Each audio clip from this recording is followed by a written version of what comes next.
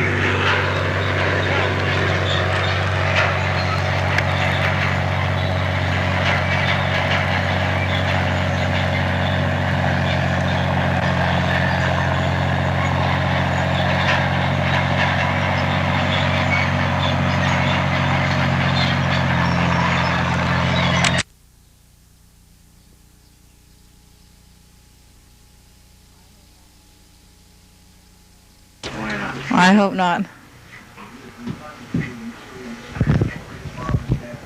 What's that?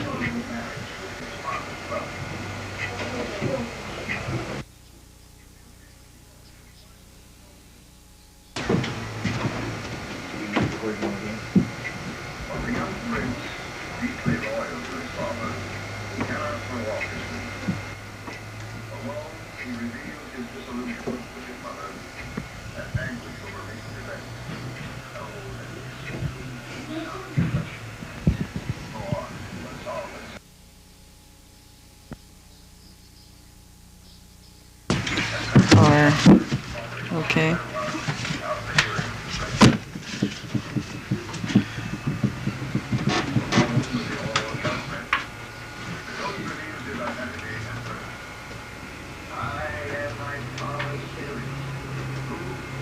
You gotta be fairly wide to see that thing like the sign up there. It's okay. Maybe we could have her stand on something, make her a little taller. Then I'll probably fall down. How many inches taller? That should do it. Is this where I was? That's it. It's like getting on a scale. Oh, yeah, that's right. Yeah, now we don't have to shoot quite so wide to get it all in. Suddenly got 5 inches taller. Okay, anything. My name is Darlene Wilder. I'm the Adult Education Coordinator for the Colville Confederated Tribes. My name is Darlene Wilder. I'm the Adult Education Coordinator for the Colville Confederated Tribes. Basically, the adult education program was made up of administering GED tests and having adult basic education courses. And here on the shelves of a newly organized library in Inchelium Learning Center, we have some of the materials that have been used in the learning centers for adult education purposes. At one point, they were primarily individualized, and not much has really developed from that approach. So now they're moving more to a one-to-one type of teaching strategy, and also getting more and more group things started. More than that, we are also directing our moves to get parents involved in committee groups for the different advisory boards for all the different federal programs that are funding some of the school programs, like in counseling, remedial math, reading, and special preschool programs. Some of those preschool programs are coordinated with the daycare centers, with the some are coordinated with the learning centers, and some are coordinated with the public health programs and the Bureau of Indian Affairs programs. So our adult education program is outreaching farther than it has ever attempted in the past, and trying to get all facets of education, from parent to being just a career person. The emphasis is going to be towards getting people happy with the job they're doing, no matter what the job is. We are especially emphasizing the different fields that are open to all sexes and all ages of people. No longer will there be a stereotyping, I hope, among the tribal enterprises to either male or just female or young or old, but that it will reach all ages, all groups, all areas. In our staff, we have the Learning Center programs. I'm going to cut there. So then you can move in there and I'll talk a little bit about the Learning Center.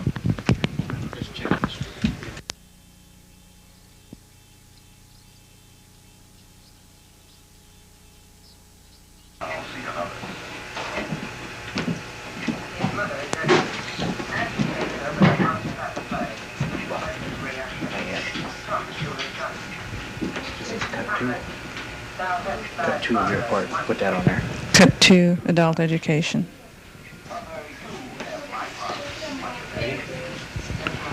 Here we are located in the Inchelium Learning Center, viewing a few people working with the daily routine here. In our adult education program, we are made up of a coordinator, secretary, learning center coordinator, one learning center director in each Omak, Nisqually, and Inchelium district, and one assistant director in each of those districts. And there will begin a part-time director for the Keller district. Since you are involved in education, teaching experience is very necessary in the field of adult education and any education programs. In all the programs we have viewed through the tapes, you will notice that there is an emphasis on good public relations.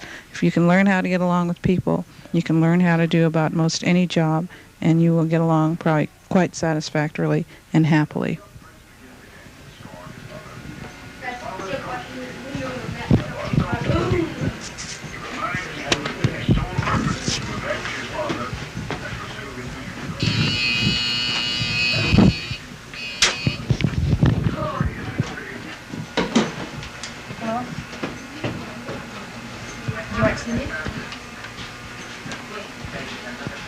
Yeah, she's...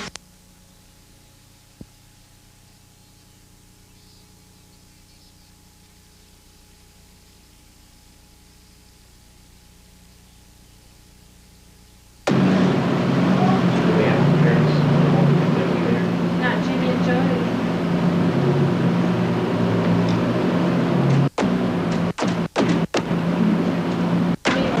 When I say, We'll want you to start with your name and your Your position. name, your title, and just, and then tell them, get Yeah. into it. And at the very end, when you finish, just give us at least 10 seconds of silence. Yeah, Don't when- say that's all, or is that all, or is that enough, or anything like that.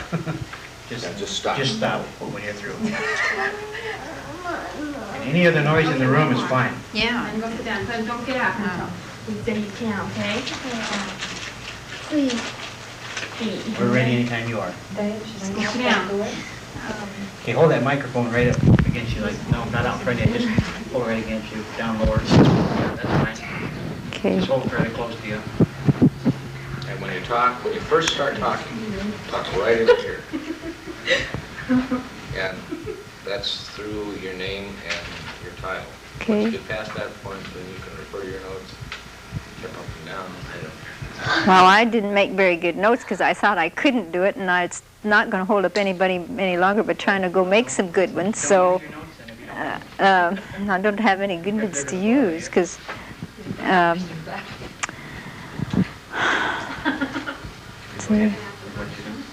Whenever you're ready to.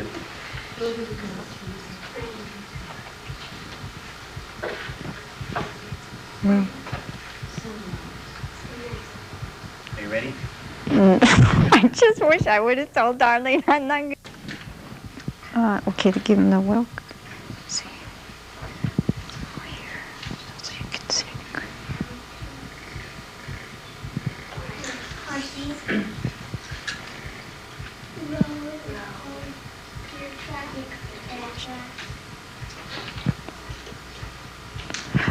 Can I pause occasionally, like letting their voices come in a little more or something, or should I just keep going? We can hear 'em. Oh, okay. Just go ahead. Yeah, you can pause. If you think of something, just go ahead and start talking. Okay. Go ahead.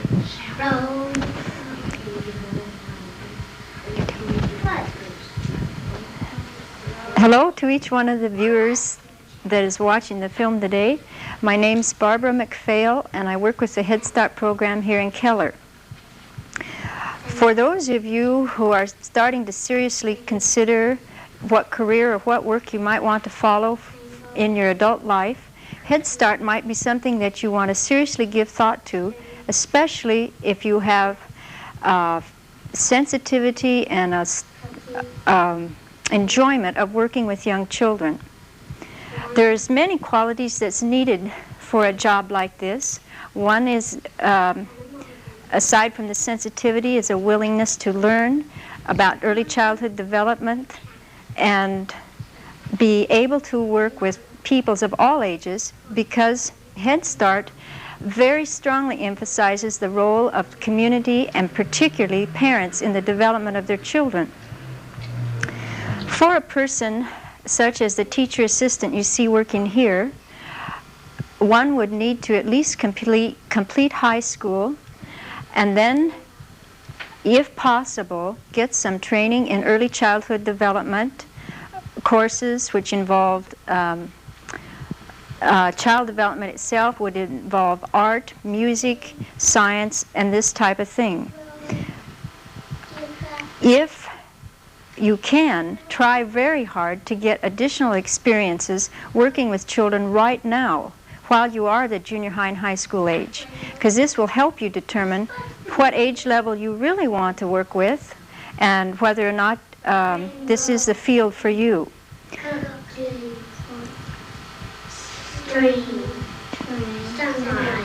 One of the beautiful things about a career in Head Start is that, such as Diane is doing, is earning college credit while she is working on the job.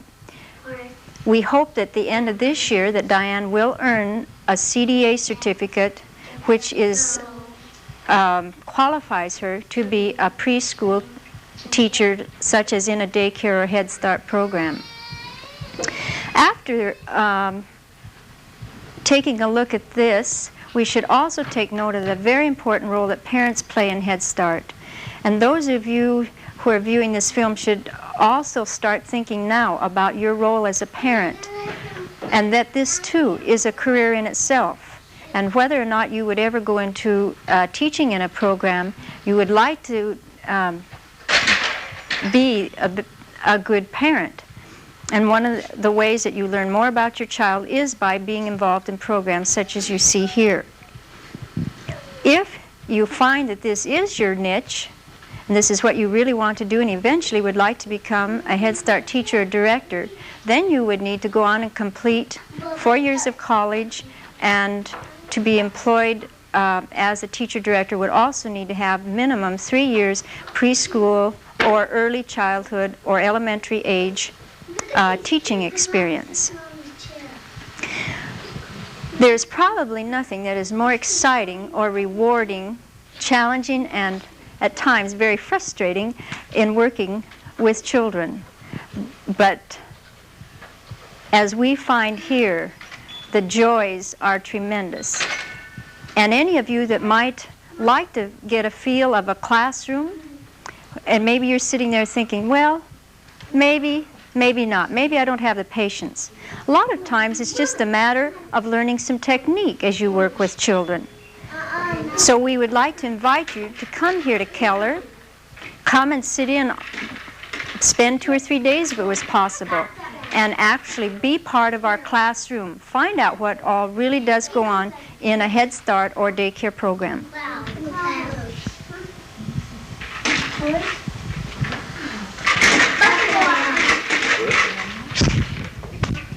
Don't know what you were worried about. Marvelous. Oh, I left out the part about culture. I wanted to emphasize that because of... I'll do the whole thing over? Yes! Oh, I hope it'll show through on that chart. I saw